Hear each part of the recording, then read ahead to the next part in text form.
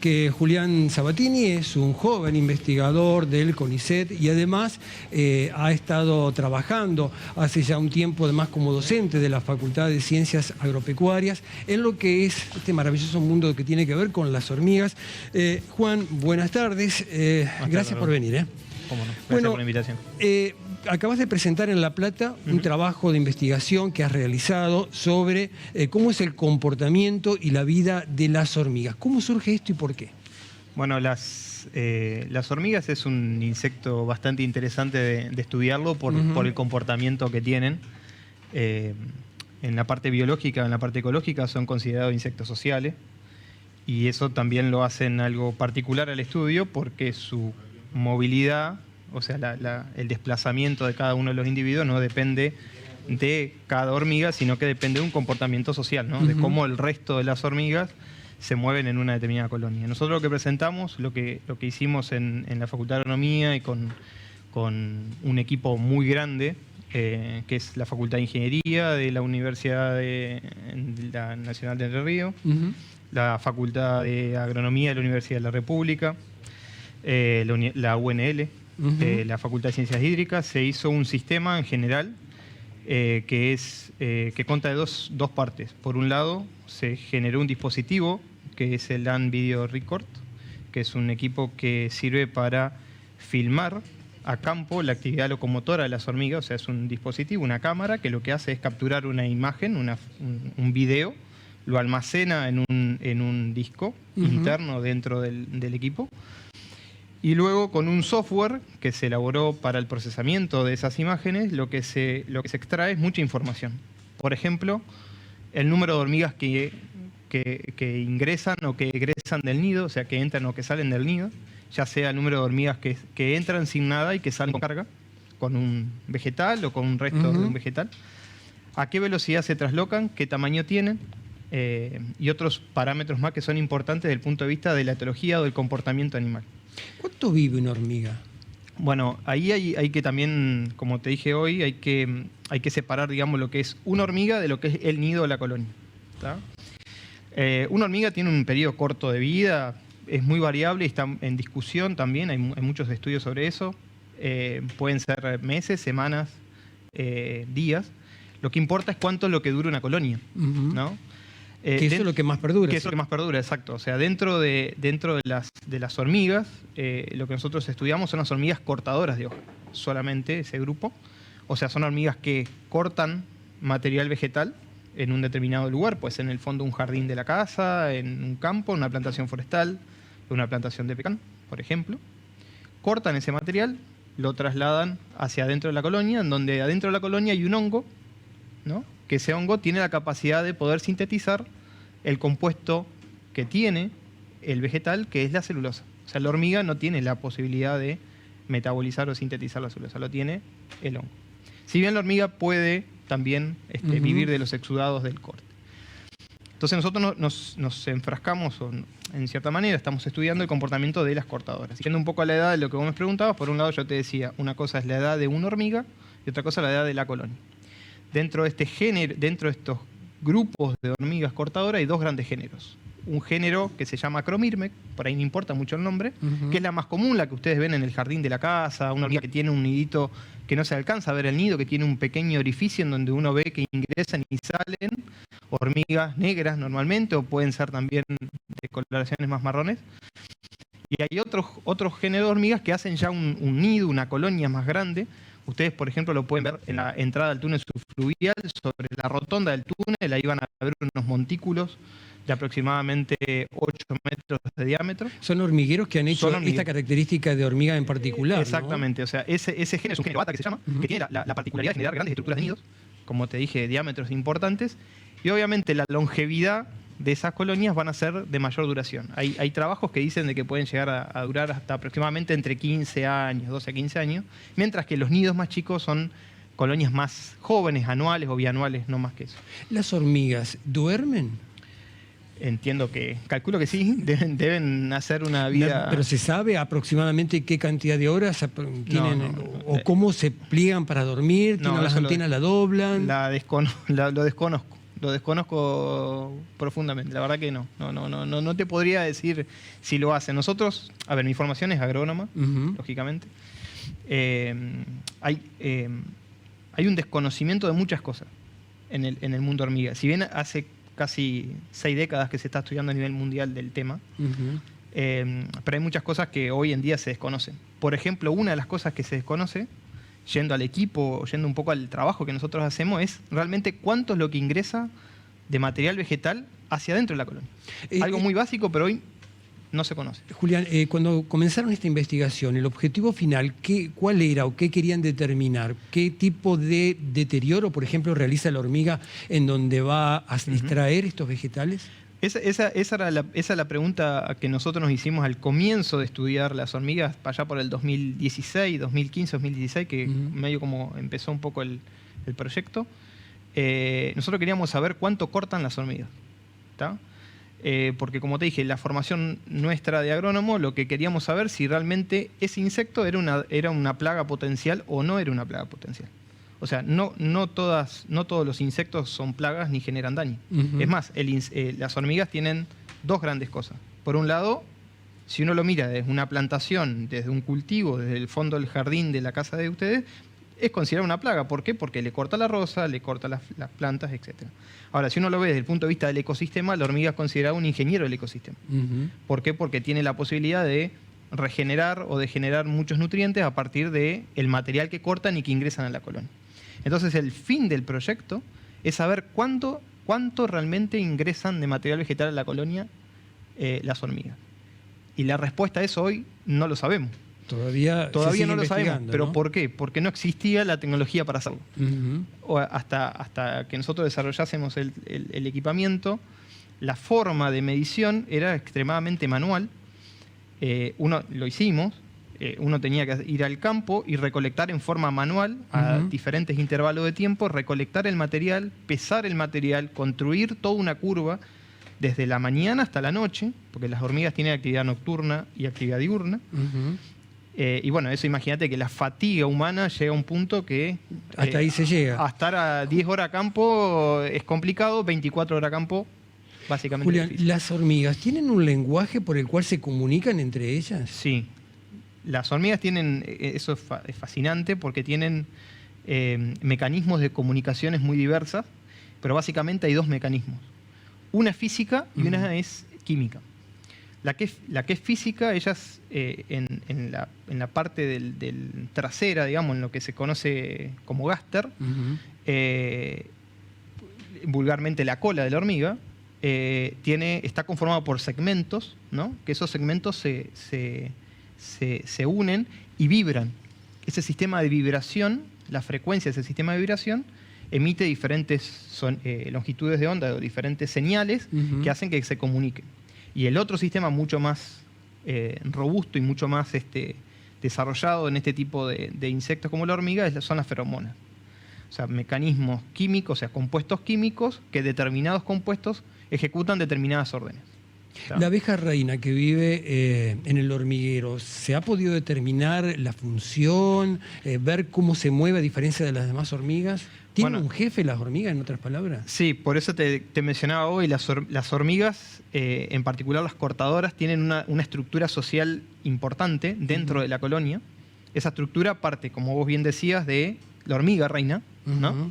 Que tiene una función única de, obviamente, oviponer y poner huevos para dejar descendencia y generar descendencia. Esa normalmente está fecundada una sola vez, normalmente, ¿no? Al momento de vuelo, que fue ahora este periodo, entre octubre y noviembre, habrán visto como chimeneas o humos, o formas de humos en los fondos de los campos o por ahí en el fondo de la isla, se ve, más allá del humo antrópico.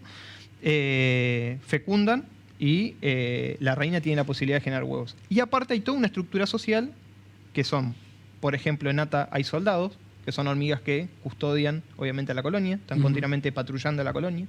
Hay hormigas que buscan el material, ¿no? Lo exploran, las llamadas exploratorias. Hay hormigas que transportan, hay hormigas que cortan, hay hormigas que mantienen la colonia, hay hormigas que mantienen al hongo. O sea, la estructura es muy estricta y están muy bien organizadas. Obviamente eso está secuenciado, ¿no? Una serie de pasos ordenados para ejecutar una orden.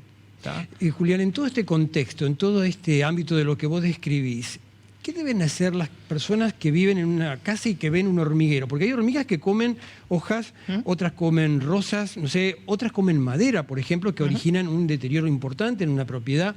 ¿Cuándo deben combatirlas o siempre hay que combatirlas y con qué?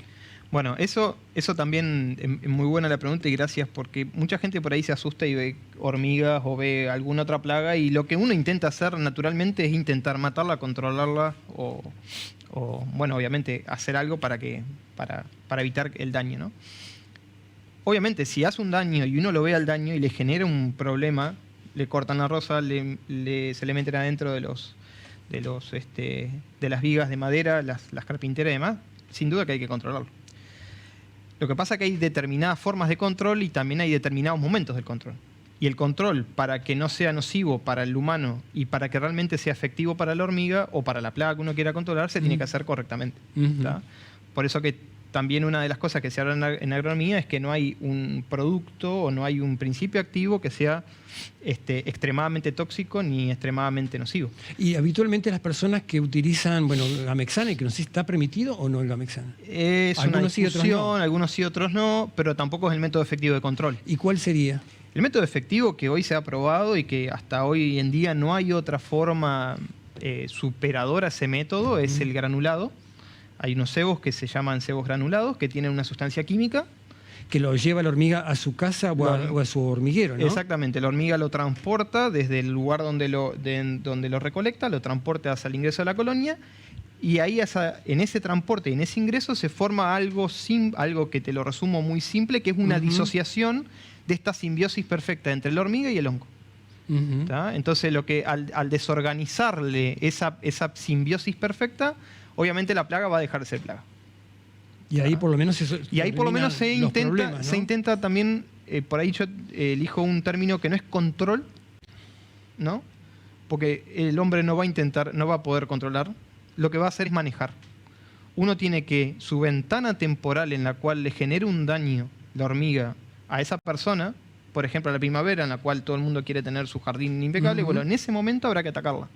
¿Hay más hormigas en verano que en invierno?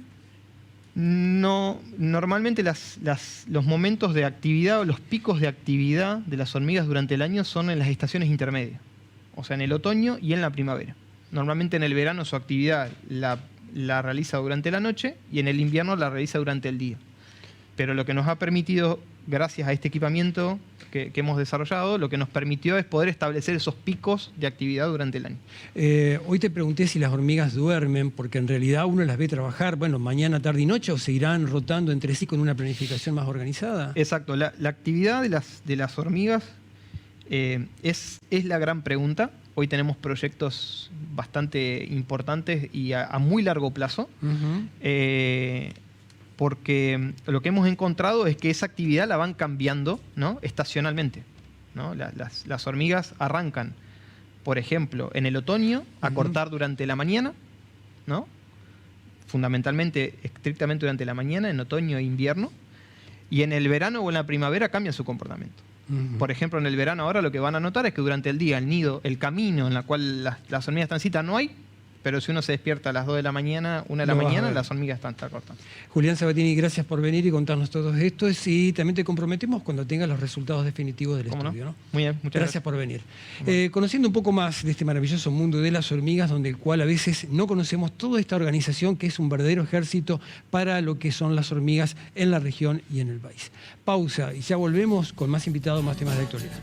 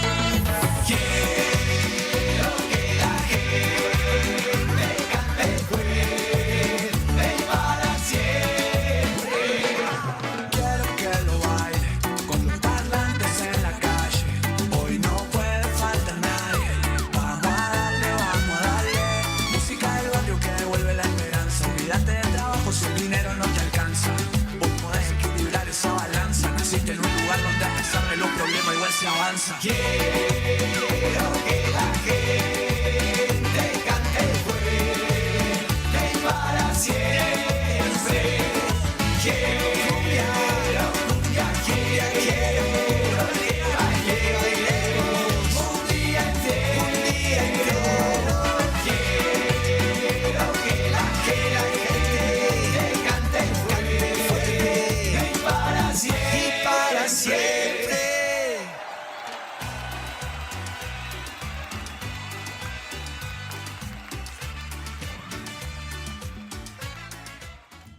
Nueva sucursal en Montiel 677. Vení a conocerla. Estamos en horario corrido. Su color, pinturerías. Vamos a pintar.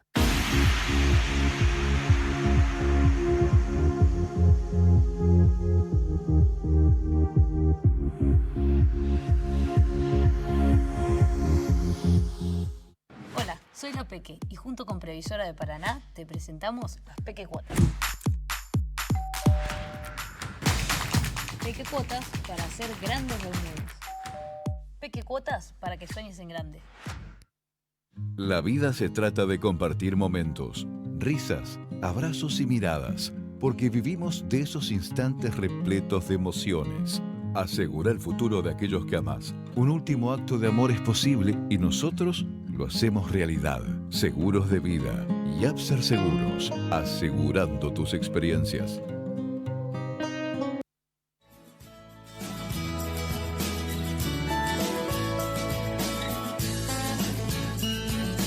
Seguimos en entrevistas en esta propuesta periodística que compartimos todos los días a partir de las 15. Y en este bloque vamos a hablar de una interesante actividad cultural y musical que habrá el próximo 3 de diciembre. Con tal motivo nos visita aquí en los estudios de Canal 11 Sebastián Macchi. Sebastián, buenas tardes, gracias por venir. Buenas tardes, Rubén, muchas gracias.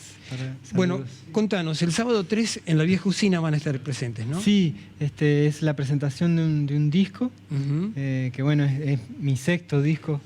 En este caso se llama Melodía Baldía. Y fue un disco que fue construido durante la pandemia, ¿no? Un poco entre el aislamiento y algunas rachas en que se abría un poco la actividad. Pero bueno, más que nada en ese estado así que propició la pandemia, ¿no? De soledad y de confinamiento. Todo ese momento de aislamiento que tuvimos todos, de estar más protegidos, ese fue el disparador de esto. ¿Y con qué objetivo, con qué llegaste a este Fue una necesidad profunda de seguir haciendo música y se cerraban, se caían las fechas, se cerraban las salas. Y bueno, internamente había una necesidad de seguir haciendo. Y entonces, bueno, surgió esta idea de hacer un disco que originalmente iba a circular sin formato físico, ¿no? Solamente a través de las redes.